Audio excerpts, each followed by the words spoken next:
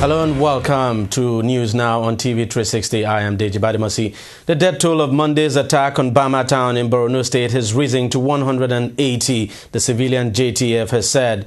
Members of the Islamist sect Boko Haram in the early hours of Monday invaded Bama in their large numbers. Spokesperson of the youth vigilante group, otherwise known as civilian JTF, Jibrin Gunda, at a media briefing said 35 of the insurgents who attacked the town were arrested. Gunda at the occasion also dismissed report in some international media alleging that Bama had been overrun by the insurgents. He said the reports were false as the insurgents were repelled by the military in their bid to overrun the community. Some residents of the town, however, say thousands of people have fled, including soldiers. The military, on its part, is yet to give a comprehensive update on the situation. And as at this moment, there is no independent confirmation as to who is actually in control of the town. Bama has a population of over 250,000 people. It is the second largest town in Borno State and is just about 70 kilometers from Maiduguri, the state capital. It also has a military barracks. Analysts say the fall of Bama would be a significant blow to the Nigerian government, and that Maiduguri could be the next target of the insurgents. The military has now imposed an overnight curfew on Maiduguri. The Monday attack comes just a week after the Boko Haram insurgents took over the town of Goza, also in Borno State, from the Nigerian military. Now, finding the sponsors of Boko Haram seems to have been a very tough task for the Nigerian government, and no one has been able to actually pinpoint the actual sponsor of the sect. But Nigerian Opposition All Progressives Congress, APC, says it now knows who the sponsors of Boko Haram are. It says they are the ruling People's Democratic Party, PDP, and the Nigerian presidency. National chairman of the party, John Odije Oyegun, at a press conference in Abuja said even though the federal government had always linked the APC to the insurgents in the northeast, the truth was finally released courtesy Australian Dr. Stephen Davis, a man hired by the President Jonathan-led government to negotiate with Boko Haram for the release of the Chibok girls. Dr. Davis had, in a recent interview with international TV channels Arise TV, named former Borno Governor Ali Modu Sharif and a former Chief of Army Staff General Azubike Hejirika as the sponsors of Boko Haram. Dr. Stephen Davis, a man hired by the President Jonathan-led federal government to negotiate with Boko Haram for the release of the Chibok girls, decided out of frustration to speak out, believing that this was the best way he could contribute to tackling the insurgency and to expose the true sponsors, in the hope that this will make those who govern us rethink and bring the sufferings of our girls and the sufferings of the people, of our people in the Northeast, to a quick end. He decided to speak out in this belief. And who are they? On international television last Thursday, as you have now seen and heard a few minutes ago, he named the former Borno State Governor Ali Modu Sharif and a former Army Chief General Azubike Ihejirika as named by Boko Haram themselves as their principal sponsors. Prodded further by Sahara reporters, in a subsequent interview, specifically asked whether General Buhari and Malam Nasir El-Rufai were sponsors, he answered in very clear terms that Boko Haram commanders who gave him the names of the other two that he earlier mentioned as being their sponsors did not mention either General Buhari or El-Rufai. Clearly, therefore, the die is cast. The truth is finally out. Boko Haram sponsors have been exposed. They are within the confines of the ruling party, the PDP. Now, Adamawa State is one of the states under emergency as a result of the Boko Haram insurgency.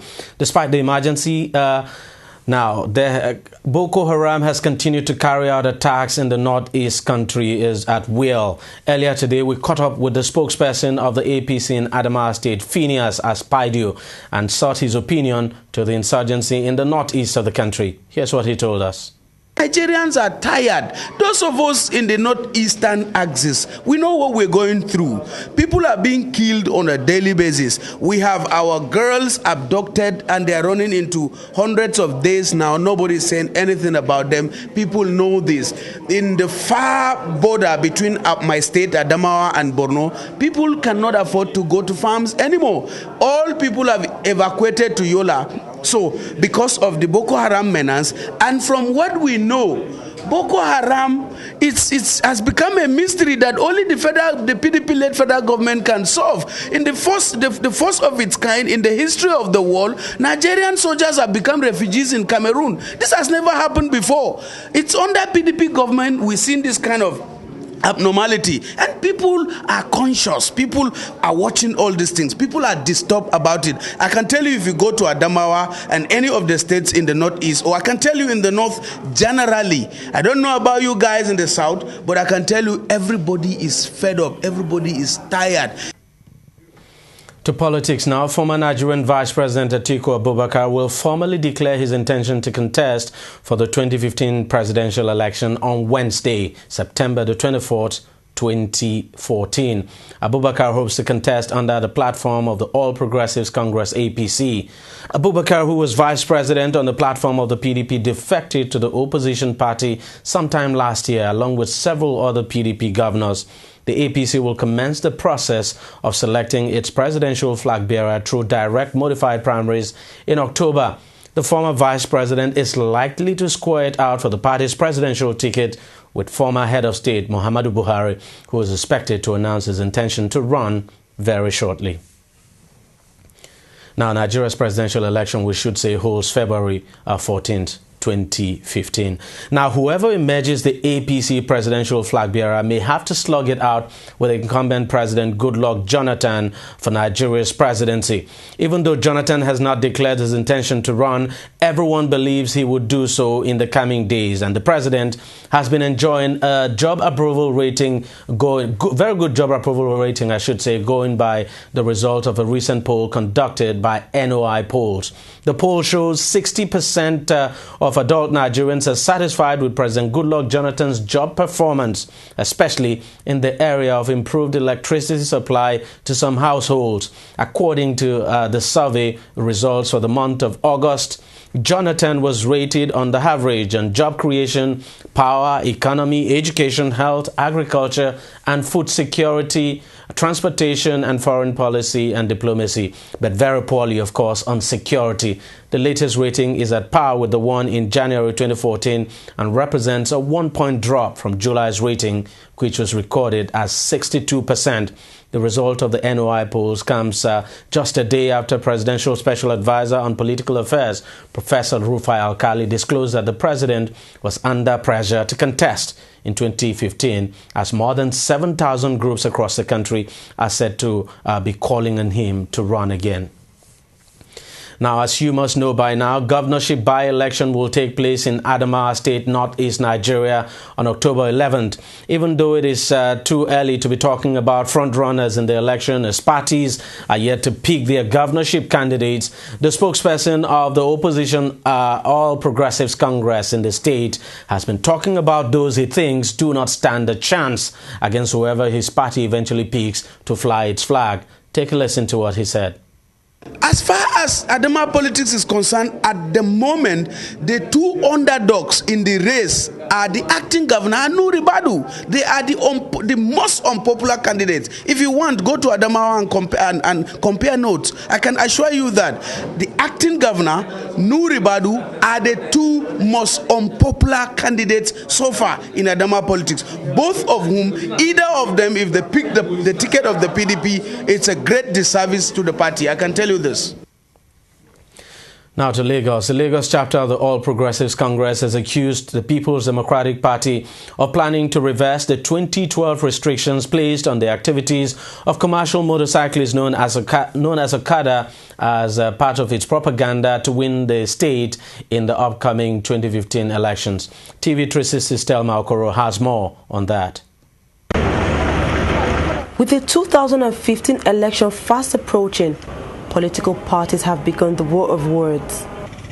And this time, the word is over commercial motorcyclists, popularly known as Okada. The governing All Progressives Congress, APC, in Lagos State has accused the People's Democratic Party, PDP, of making what it calls unreasonable promises in its bid to garner votes in the upcoming election. Next to her is the woman leader. At this press briefing at the party secretariat in Lagos, officials of the APC say one of such promises is the pledge by the PDP to restore commercial motorcycles back to all roads in Lagos State if elected in 2015. PDP has gone to the extent of using the Okada issue as a political tool which they thought can win them votes, therefore encouraging Okada riders to disobey the laws of Lagos State. I wonder whether any responsible political party will ever encourage such a thing. The life of the people of Lagos State are paramount and very important to us. But unfortunately, our opponent, the PDP, has turned it to a political issue without thinking of the life being and the welfare of our people in Lagos State. While we consider that the Okada riders are human beings and they must be able to look after their daily bread, so also the government and our party cannot be an onlooker to see the carnage going on the roads and the streets of Lagos State. We therefore supported this law and this bill in its entirety. The Lagos State government has stopped commercial motorcyclists from operating on some designated roads in the city, but the PDP says it would reverse the law if it came to power in the state. But the APC says the decision has benefited the larger society. From statistics compiled in government hospitals prior to signing the law in August 2012, we used to have in the state hospitals alone an average of 16 Okada-related deaths per month and 646 Okada accident-related injuries per month. As at March 2014, we had less than 2 deaths per month, which is 90% drop, and less than 100 Okada-related injuries per month, which is 84% drop in accident rate or in injuries rate. Over the 2-year period of the road traffic law operation, this amounts to over 150 lives saved and more than 3,300 personal injuries prevented as a result of this road traffic law. Going further to analyze the road traffic accidents, which groups Okadas and vehicles, and even friendlier picture emerges. In January 2012, we had 1,500 road traffic accidents, made up of Okada 611 or 40.7% and motor vehicles 889 or 59.3%. In December of the same year 2012, the total road traffic accidents of 1,125 was made up of Okada 276 or 24.5% and motor vehicles 849 or 75.5%. In other words, from January to December 2012, Okada's share in road traffic accidents reduced from 40% to 24.5%. One thing that these statistics confirm is that there is a high correlation between Okada accidents and death, stroke injuries on our roads. No responsible government will stand aloof as its citizens were being daily cut down, mostly due to recklessness, restlessness, and impatience of Okada operators who drive without regard to traffic laws and regulations. In 2012, the Lagos State Governor passed the road traffic law aimed at regulating the operations of motorcyclists on major roads in the state. Even though the decision generated a lot of misgivings, with the statistics provided by the opposition party, such misgivings seem to have since been forgotten. Thelma Okoro, TV360, Lagos. Well, you could call that the politics of Okada. Now to the Ebola virus. Nurses at Liberia's largest hospital went on strike on Monday, demanding better pay and equipment to protect them against the deadly Ebola epidemic, which has killed hundreds in the West African nation. Spokesperson of the strikers at Monrovia's John F. Kennedy Hospital, John Tugbe, said the nurses would not return to work until they are supplied with personal protective equipment. That's the hazmat-style suits which guard against infectious diseases. From the beginning of the Ebola outbreak, we have not had any protective equipment to work with. As a result, many doctors got infected by the virus. We have to stay home until we get the PPE.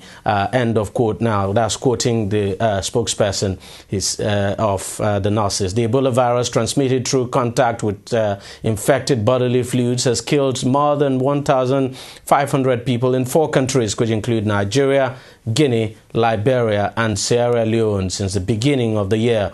Almost 700 of the deaths, of course, in Liberia. Now, even though Nigeria's Ebola case is not so bad, the disease is beginning to take its toll on the economy. According to the CEO of Financial Derivatives Company Limited, Bismarck Rawani, the Ebola virus is now affecting hotel businesses in Nigeria, with hotel occupancy dropping by an average of 50% in Lagos. Rawani said that within the Ikoyi area of Lagos, hotel occupancy had dropped from 65% to about 30%, while in Victoria Island, where hotel occupancy is higher, it had also fallen from about 70% down to about 20% since the outbreak of the virus. Similarly, dining and restaurant traffic in major hotels in the state have also recorded a decline by 50%, he said. Rawani further disclosed that the situation has also affected air travel, which usually peaks at this time. He said inter-regional aviation traffic in the West African sub-region, of which Nigeria alone accounts for 30% of the flights in the region, had dropped by 75%. Not a good one at all. Now, the United Nations Food and Agriculture Organization on Tuesday warned that the Ebola outbreak is putting food harvest in West Africa at serious risk.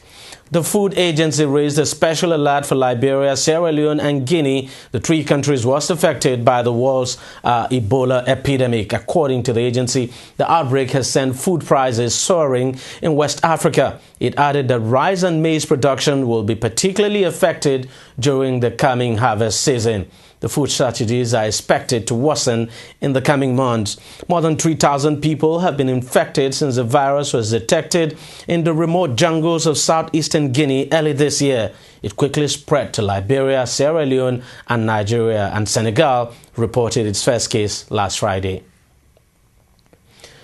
The latest report for the Manufacturing Purchasing Managers Index PMI for Nigeria, compiled by the FBN Capital in partnership with Noi Poll, has indicated a marginal decline from 56.2%, of course, in July to 54.6% in August 2014. Now, to register the PMI, which takes a temperature of the sector, according to the FBM Capital, a selection of companies were asked their view each month on one variable, or on core variables, I should say, on their businesses. According to the most expanded methodology, 50 actually marks a neutral reading, and anything higher suggests that the manufacturing economy is expanding. Now, the 5 variables are output, employment, new orders, delivery time from suppliers, and stock of purchases. The Manufacturers Association of Nigeria had reported an increase in the sector's capacity utilization to 52.7% in the second half of 2013 from 46.6% in the comparable period of 2012. Now, in terms of the employment sub-index, the reading reduced slightly from 57 to 55. Less than 2 weeks after beheading a U.S. journalist, Islamic State militants IS has released a new video that shows the beheading of yet another journalist. The journalist in the new video is Steven Sutloff, a U.S. journalist who was being held hostage by the militants. 31-year-old Sutloff disappeared in Syria in 2013. He appeared at the end of a video last month which showed fellow U.S. journalist James Foley being killed by the Islamic State. After Foley's death, Sutloff's mother appealed to IS leader Abubakar al-Baghdadi to save his son's life. Apparently, the plea fell on deaf ears. White House spokesperson Josh Earnest said U.S. officials were checking the reports. The U.S. has recently carried out dozens of airstrikes against IS targets in Iraq. To sports now, Nigeria international goalkeeper Vincent Inyama has announced that he will miss Nigeria's Africa Cup of Nations qualifier for Congo, with Congo and South Africa holding on Saturday. He has been granted leave for the two opening matches on September 6th and 10th due to family reasons. Coach Stephen Keshi, speaking on Inyama's leave, said, quote, "It's better we excuse him instead of bringing him down here without him concentrating for the game. I've asked him to sort himself out and he can join us in the future. For now, there's no replacement for him because there's no time to do that," end of quote. Meanwhile, 17 players have so far reported at the Super Eagles training camp in Calabar, and more are being expected. Days after refusing to host their 2015 Africa Cup of Nations qualifier against Sierra Leone in Abidjan over Ebola fears, the Ivory Coast Football Federation has announced they will be hosting the games after the government made a late U-turn. The Ivorian government had initially ruled the game could not be played in the country because of fears over the outbreak of Ebola in Sierra Leone. Sierra Leone is one of 6 African nations with cases of the virus and has banned football in its own country. However, the country will now play Ivory Coast in Abidjan on Saturday. The Ivorian government had expressed concern that Ebola could be imported by visitors coming from the Ebola-hit country. DR Congo and Cameroon are the other 2 teams in Group D. Meanwhile, the Confederation of African Football has declared there will be no further changes to September's Africa